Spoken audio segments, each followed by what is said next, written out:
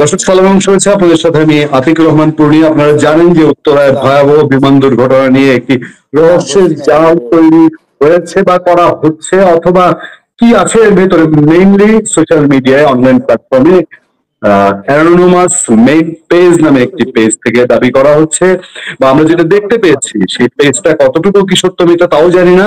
সেখানে বলা হচ্ছে যে এই পেজ এর একদিন আগেই বলেছিল যে একটি বিমান দুর্ঘটনা হবে এবং সেটি একটি স্কুলের উপরে পড়বে। তার কাছাকাছি ঘটনা ঘটার পর সেই পেজ থেকে আবার পোস্ট দেওয়া হয়েছে যে ঘটনাটি এত তাড়াতাড়ি ঘটবে তারা জানতো না। তারপর আবারও একটি সেন্সেশন তৈরি হয়েছে, সেই পেজ থেকে বলা হচ্ছে বাংলাদেশে 1-2 সপ্তাহের মধ্যে হসপিটাল এবং মার্কেটে বোমা হামলা হবে। আমরা এই বিষয়টা নিয়ে চারদিকে একটা তোলপাড় মতন অবস্থা, কি হয়েছে, অনেকে এটার পেছনে রহস্য করছেন যে বিমান দুর্ঘটনাটি পরিকল্পিত কিনা। আমরা সাদা চোখে আইটি যারা সোশ্যাল মিডিয়া ইউজ করি তাদের পক্ষে তা বোঝা সম্ভব না। আমরা এটি জানার জন্য আজ আমাদের আমন্ত্রিত অতিথি, বাংলাদেশের অন্যতম আইটি বিশেষজ্ঞ, যিনি সোশ্যাল মিডিয়া সহ সব দিকেই যথেষ্ট কৃতিত্বের স্বাক্ষর রেখেছেন, এর মধ্যে আলোচিত ব্যক্তিত্ব জনাব তানভীর জোয়া। তানভীর ভাই, আমি আপনার কাছে জানতে চাই, এই অ্যানোনিমাস পেজ, এটা বা অ্যানোনিমাস মেইন পেজ, এই যে কথাগুলো ছড়ানো হচ্ছে বা হয়েছে, আমরা যেগুলো জানতে পারছি, বিষয়টা আসলে কি? জি, ধন্যবাদ।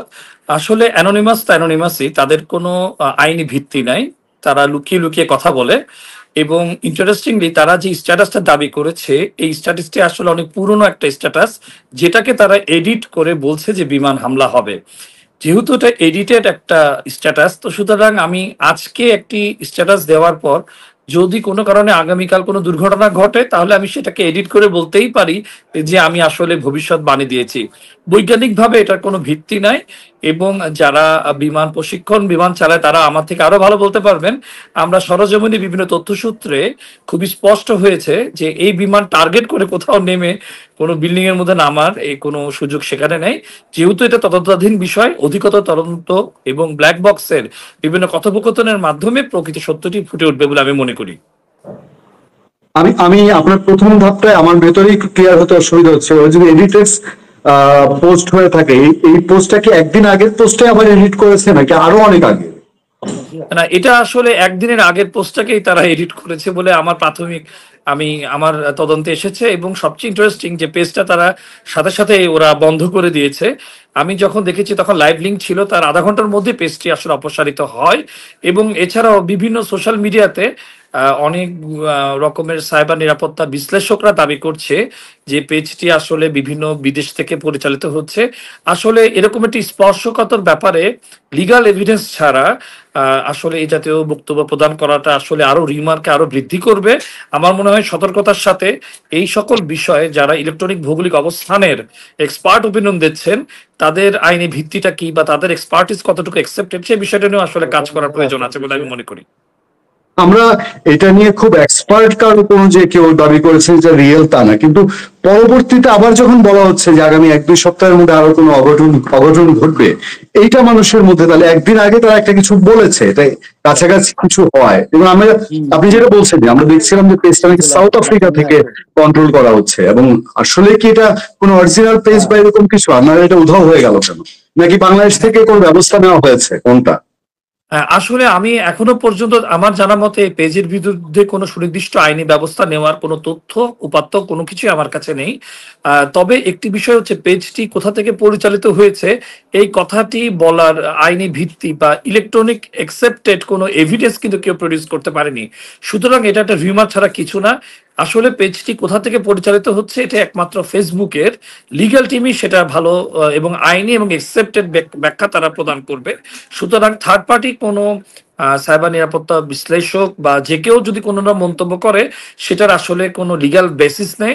এবং আমি এটুকু বলতে চাই আপনার অনুষ্ঠানের মাধ্যমে, যে কেউই একটা পেজের ইলেকট্রনিক ভৌগোলিক অবস্থান সে কর্তৃপক্ষ ছাড়া আসলে বের করতে সে অসমর্থ, সে বের করতে কখনোই পারে না, এবং এটা সম্ভাবনা না। তো সুতরাং আমরা যেহেতু এটা একটা মর্মস্পর্শী ঘটনা, রাষ্ট্রীয় শোক পালন করা হচ্ছে, চারিদিকে অলিখিতভাবে সবাই খুবই দুঃখজনক অবস্থায় আছে, এই সকল বিষয়ে সতর্কতার সাথে মন্তব্য করার জন্য আহ্বান আমি করছি। সবশেষ শুধু যে যেহেতু এরকম একটা সেন্সিটিভ বিষয়ে এই পেজটিকে নিয়ে এরকম কথাবার্তা উঠেছে, আমাদের দিক থেকে আমরা জানি যে সরকারের অনেক গুরুত্বপূর্ণ সংস্থার সঙ্গে অতীতে আপনি কাজ করেছেন, এখনো করছেন। আমাদের দিক থেকে বা সরকারের এই মুহূর্তে করণীয় উচিত কি, বা কি করা উচিত, কি করলে যেটা পাবলিক ইন্টারেস্ট দেখা হবে, পাবলিক ইন্টারেস্টের দিক থেকে কি করা উচিত? যদি গুজব হয়ে থাকে তাহলে সেটা প্রতিরোধের জন্য কি করা দরকার? হ্যাঁ, আসলে একটি বিষয় আপনাকে বলতে চাই। আপনারা জানেন যে আমাদের একটা গভর্নমেন্ট আসার পর একটি পক্ষ কিন্তু বিভিন্ন রকমের ফেক নিউজ শুরু থেকে করছে এবং বিশেষ চরিত্র উদ্ধার করার জন্য, বিশেষ উদ্দেশ্য চরিতার্থ করার জন্য তারা একের AI based video, AI based news cutting অনেক কিছুই করে আসছে ক্রমান্বয়ে। এবং এটি ছিল সবচেয়ে নির্লজ্জ একটি মানে বিষয় আমি বলবো, যে পেজের মাধ্যমে আমাদের এই ন্যাক্কারজনক ঘটনাকে, এটা একটা টেরোরিস্ট অ্যাক্টিভিটি আমি বলবো, তারা সেটাকে এখানে প্রদান করার চেষ্টা করছে। এটা অবশ্য নতুন মাত্রা যুক্ত হবে। তবে একটি বিষয় আমি খুব স্পষ্ট করে বলতে পারি, এই পেজটি যেহেতু ইমিডিয়েট একদিনের একটা স্ট্যাটাসকে তারা এডিট করেছে, এটা বোঝার জন্য কিন্তু বিশেষ কোনো বিশেষজ্ঞ হওয়ার কোনো প্রয়োজন নাই। এটা যে কেউ দেখলেই বুঝতে পারবে। এবং এই পেজের যদি আমরা এমল্যাট, মিউচুয়াল লিগাল অ্যাটর্নি ট্রিটি এর মাধ্যমে যদি আমরা ডেটা এক্সচেঞ্জ করি ফেসবুক কর্তৃপক্ষের কাছে, শতভাগ নিশ্চিত যত ভিপিএন ব্যবহার করুক, তার ম্যাক আইডি, তার আইমিআই নাম্বার, তার যত রকমের ইলেকট্রনিক উপাত্ত সে যতই আপনি লুকানোর চেষ্টা করুক না কেন, তারা নির্ণীত হবে।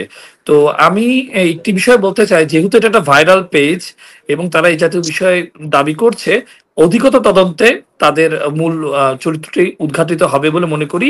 একটি কথা বলে যাই, ইন্টারনেট কোনো পেন্সিলে আঁকা ছবি না যেটা আপনি লিখলে রাবার দিয়ে মুছে ফেলবেন। তো সুতরাং এটার ফুটপ্রিন্ট অবশ্যই আছে এবং আমার অভিজ্ঞতাতে বলতে পারি এরা নির্ণীত হবে। শুধু বিষয়টি হচ্ছে সময়ের মাত্র। সুতরাং এটা আইনি ব্যবস্থা নিলে এদের অবস্থান অবশ্যই নির্ণয় করা যাবে।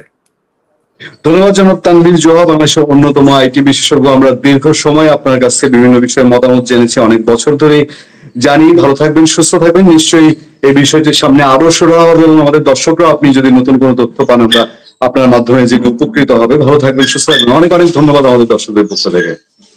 ধন্যবাদ সবাইকে।